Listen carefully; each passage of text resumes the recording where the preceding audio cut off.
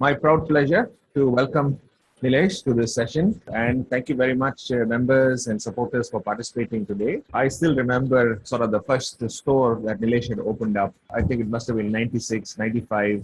It was a bookstore, and lo and behold, by the time I close my eyes and open it again, Nilesh has got 2,000 stores now, right? To go from zero to 2,000 in such a short period of time and to be sort of one of the most renowned retailers in the Middle East and in India is something remarkable. Thank you very much, Nilesh, for joining us today. So we're going to have a fireside chat. So I'm just going to throw some questions at you and we can sort of take it from there. A little bit about yourself, Nilesh. So where are you originally from? Where are your roots? How long have you been in the Middle East? And so just for the benefit of the audience, just a little background, please, Nilesh. Ahmed, first of all, assalamu alaikum to all of you, and thank you for being on this Zoom call. Before we get into that, Ahmed, I want to tell everybody two stories about you and me, which you probably don't remember, right? One of them, when I came back from Boston, Ahmed and we went to school in Boston, and when he came back, I always wanted to go back to New York or Boston. I thought the city was very small, the market size was small, and I thought I didn't belong here. But Ahmed told me something that made me stay here. You want to be a big boy in a small city or a small boy in a big city? He probably doesn't remember this. And I stayed in this city because of that, number one. Number two is, but trust people and trust people that you believe that they're going to deliver, right? What prompted your entrepreneurship journey? Is it because of your origins? Maybe a little bit of that, Nilesh. As my entrepreneurship journey is when I was 12, 13, 14, or every time a summer break comes or any breaks would come from Dubai, I would end up in Muscat. And in Muscat, I would be working at the stores, right? I would be working all day and learning from that and seeing how we can do it. So I enjoyed it. At 18, 19, when I was doing summer vacations from university, I would love that my father would take a long vacation and I could take over, right? So when he would go, I would love to make decisions. My formula was very simple. I want to take that kind of risk, but I want that kind of return, not the other way around. I see a lot of people taking that kind of risk with that kind of return, right? It doesn't work in my world, right? We need to have a big fat vision to get to the next level, right? One of the advice that I got was when Indian businessmen, specifically when they make their first $1 million, they want to go buy a house. They want to go put money in the deposit. They want to go and save. Yeah, but I got advice saying that don't buy a house. I said, why do you say that? He said, because the amount of money that you will make from your business and you keep making, house will come. Don't worry about it. But if the business doesn't work, then you'll have to sell your house. So those are good advice that I got from people, right? The second advice, which also helped me big time, was when you have a very small capital, you cannot be doing or giving credit, right? I didn't have capital. So when I didn't have capital, I needed to find a business that was cash. And there was only retail, right? So these are good, simple rules that you start with that helps you build culture around your organization. So would you say, Nilesh, I mean, crisis is opportunity or necessity is the mother of invention. Would you say that really pushes people to go out of their comfort zone? Because there isn't anything. You really have to do something, right? I think hunger really drives people. When you're hungry, you really go hunt for it, wherever it comes from, as long as legal, right? Yeah. And crisis really pushes us. Our business grew, you'll be surprised, we grew after 9/11, 2001.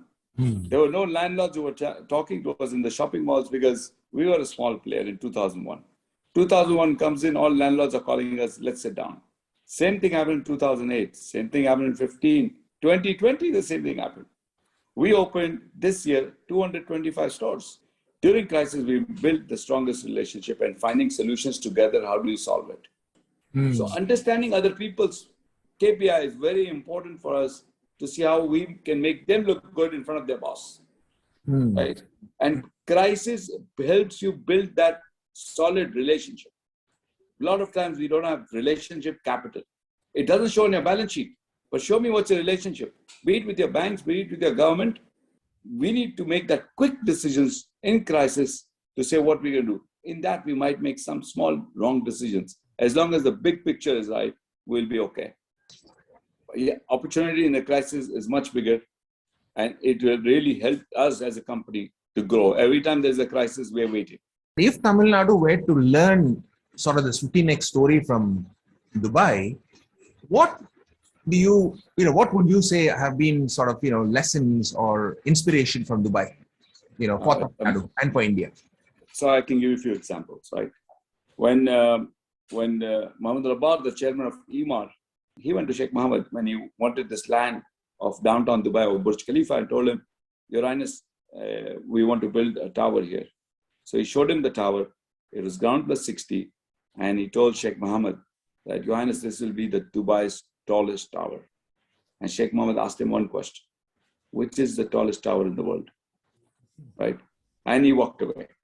So Mohammed Abbas says, His Excellency says, Your Highness, should I build the tower or no? No reply.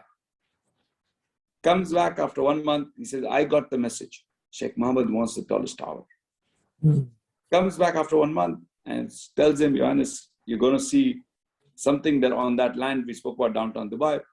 And Sheikh Mohammed tells him, last time you wasted 5 minutes. This time, don't waste my time. And he goes, Your Highness, you'll be very happy. He went there, he showed him the tower. He said, this will be the tallest tower in the world, Burj Khalifa. And Sheikh Mohammed said only one thing, when are the cranes going to be here? He didn't ask him any details of parking, where is the finance going to come from, how many lifts are there. That doesn't matter.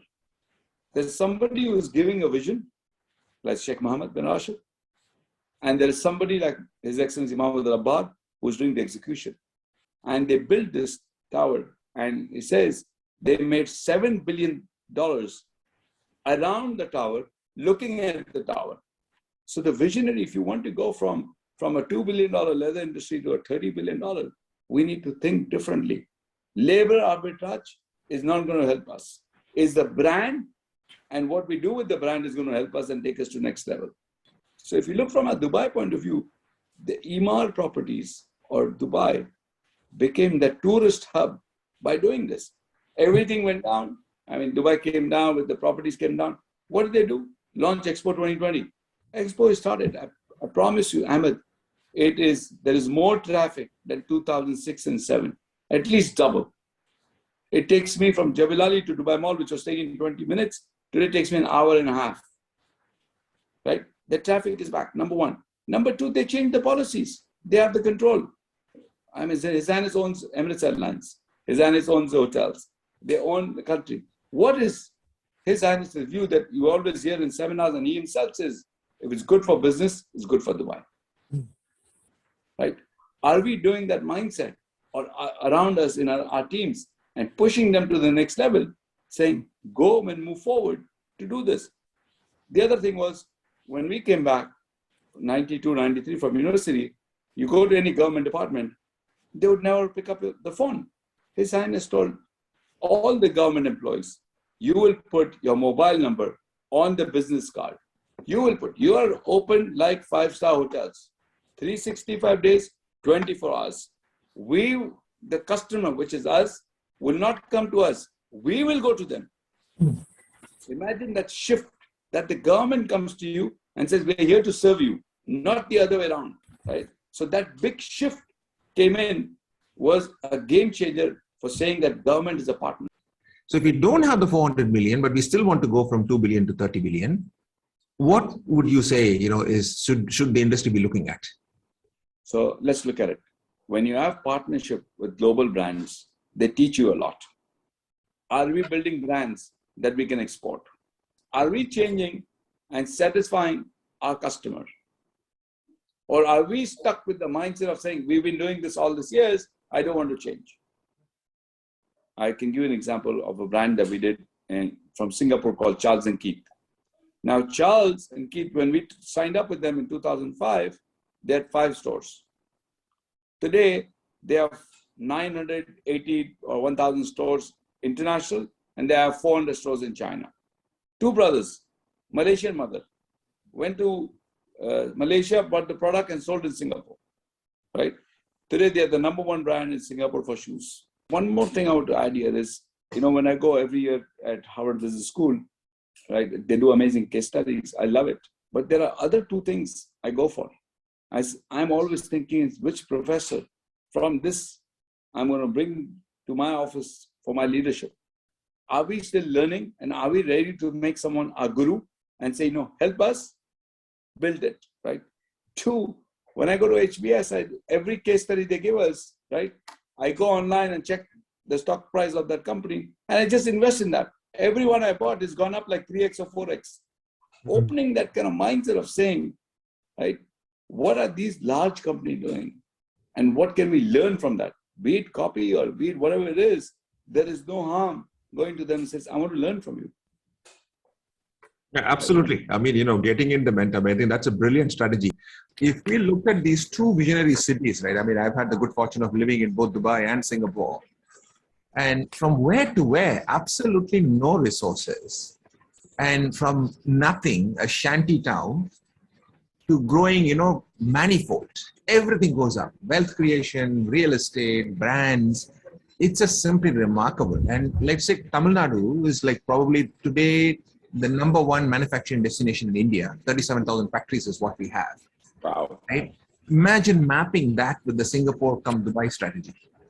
And this is like what the UAF wants to do. Can we bring the best of both worlds into Tamil Nadu in whatever little form we can? Yeah. And help support this type of imagination? Yeah, you can. But the only thing is, are we asking the right questions? One question which says, does successful retailer rely on brands, or the brand relies on successful retailers? How it is? You see, it depends which stage of your life you are. When we were growing up, we wanted recognition.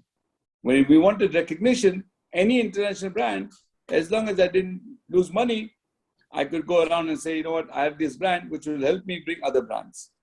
Right? When I call in Canada today and want to talk to the brand, I say, you know what, I'm the partner for Tim Hortons and Aldo, and these are the Canadian brands. My door opens up. But I don't tell them I'm a partner with, let's say, Tommy Hilfiger or Calvin Klein, because they don't understand. And they would understand, but that will not open the door. It depends on which part of business are you in, right? Number one. Number two, retail is all about execution, right? And what are you good at? Are you going to be a good executor? Are you going to be a good marketing person, right? Retail is about execution. And real estate. Do we have the relationship on ground with the landlords to get you real estate which others cannot get? I'll just try to quickly summarize what has been my takeaway from this session, or our takeaway. During a crisis, really focus on relationship capital. Nilesh says, so to capitalize, really spend a lot. I mean, relationships anytime will help, but even more relationship during a crisis. Vision, big, hairy, audacious goals drives people to do things, come out of the comfort zone. As far as the nation is concerned, Tamil Nadu is concerned, ease of business, very important. Branding is very important. And personally, he said that, for him attending Harvard Business School, bringing in those professors as advisors, bringing in private equity to scale up, not to be averse for bringing in money, although we may not need the money, focus on quality, international market and whatnot. So to me, these seems like all the key sort of sauces, secret sauces of Nilesh. I will now request my dear friend Hanif Sattar to give the vote of thanks, please. Thank you, Ahmed. It's so overwhelming that we have 141 people who are here to listen to our friend Nilesh. And Nilesh, you completely made it worth it. A lot of key points that we took away from this. One of the beautiful messages that you gave us was relationship management doesn't reflect on your balance sheet, but it is key, which is so true. Of course, thanks so much to Ahmed for pushing the bar all the time. I mean, if there's somebody at the UEF who overwhelms us all the time, it's Mr. Ahmed Buhari. Nilesh, thank you again for explaining so many stories to us about the Burj Khalifa. I mean, it's one of the best UEF meetings that I have attended. There's so many takeaways. Thank you so much, Nilesh. It's been such a wonderful experience listening to you. I think I speak on behalf of everybody. Thank you, guys. Have a great weekend. Thank you, sir. Thank you, Nilesh. Thank you. Really appreciate it. Thank you, Ahmed. Thank you. Bye.